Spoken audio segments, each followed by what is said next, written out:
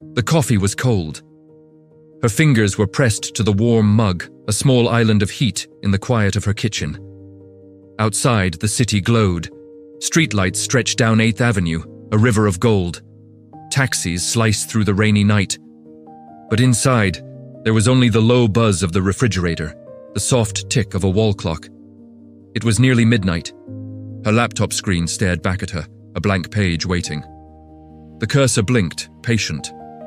She pulled her knees to her chest, hoodie sleeves falling over her hands. The silence was so deep, she could almost hear her own pulse. A spiral notebook lay open beside her, filled with old ideas, story outlines, half-dreamed plans. Little yellow sticky notes curled at the edges, their words faded. She picked one up. "Finish the first chapter, this month," it said, her own handwriting, bold and hopeful from weeks ago. She put it back down. Her phone vibrated on the table, another notification. She didn't check it. Instead, she watched the lights outside, the people walking by, their umbrellas bobbing in the rain. She wondered what it would feel like to be out there, going somewhere, doing something that mattered. But here she was, waiting for the words to come, waiting for the spark. Maybe tomorrow. Maybe when I'm less tired. Maybe after I feel ready. A car horn blared down the street. She glanced at the clock, 12:11 a.m., another night slipping away. She closed her laptop, the screen going dark, and sat in the quiet, breathing. Time felt heavy, like a blanket she couldn't shake off. Every morning was the same. Madison would wake up, make her coffee, and sit at her desk. She'd open the laptop and stare at that same blank screen. The days started to blur. Coffee, work emails, scrolling, half-hearted attempts to write, closing the laptop and letting the day drift by. She told herself she was waiting for inspiration, waiting for the right moment, waiting for someone to notice her ideas, or just tell her it was okay to try. Her desk had become a monument to waiting. A pile of pens rolled into a corner, a coffee mug ring on every notepad, a notebook half filled with beginnings, but no endings. Her phone was always nearby, waiting for a text, an email, the right opportunity. She kept a list of goals in her notes app, each one marked someday. Someday she'd submit her story.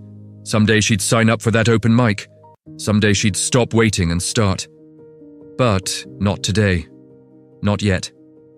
Fear kept her glued to her chair. What if she failed? What if she wasn't any good? What if people laughed, or worse, didn't care at all? One Wednesday, rain tapping at the window, Madison found herself in her favorite coffee shop. It was small, warm, the air thick with the smell of espresso and old books. She sat at her usual corner table, next to the window, pretending to work, typing a word, deleting it.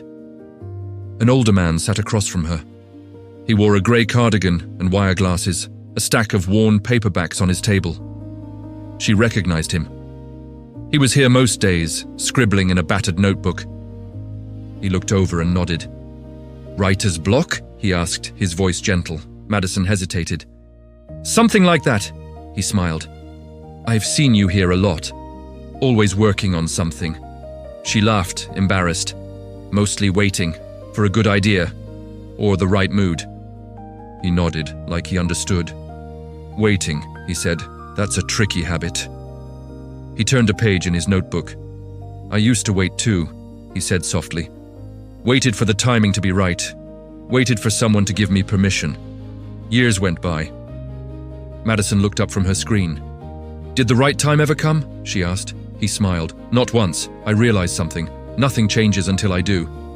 He continued. "There's no perfect moment. There's just now. The world doesn't notice our good intentions. It notices what we do." He slid his notebook across the table, open to a page filled with messy handwriting. "First draft," he said. "Awful stuff, but it's a start." Madison looked at the page. The words weren't neat. Some were crossed out, margins filled with arrows. She laughed, surprised. "It's kind of a mess," he grinned. "So is everything at first?" She stared at his page, then at her own blank screen. Her heart thumped against her ribs. He closed his notebook and stood up, jacket over his arm. "Don't pray for the right opportunity," he said. "Prepare for it. Take a step, even if it's small. He read her name off her coffee cup. Good luck, Madison. She watched him leave, a bell chiming as the door shut. The rain picked up outside. She looked back at her laptop, the blank document glowing. The old fear rose. What if it's bad? What if I'm not ready? Her fingers hovered over the keyboard. She thought about the old man's notebook, the mess of it, the courage it took to fill the page anyway. She closed her eyes, breathed in the scent of coffee and rain. For things to change, you have to change. Her hands trembled as she placed them on the keys. She typed the first sentence. It wasn't perfect, but she kept going. One clumsy word, then another. The fear didn't disappear. It was still there, pressing at her chest, but she was moving. She finished a paragraph. Read it back. Her heart hammered, but it felt different now, like something waking up. That night, for the first time in weeks, Madison didn't go to bed feeling hollow. She printed the page and taped it above her desk. It was messy, stained with coffee, but it was real. One step. The next morning, she woke early, made her coffee, opened the laptop. She added 2 more paragraphs. Every day she showed up. Some days, it was only a sentence. Other days, a whole page. The fear still slipped in sometimes, whispering it wasn't enough, but she kept going.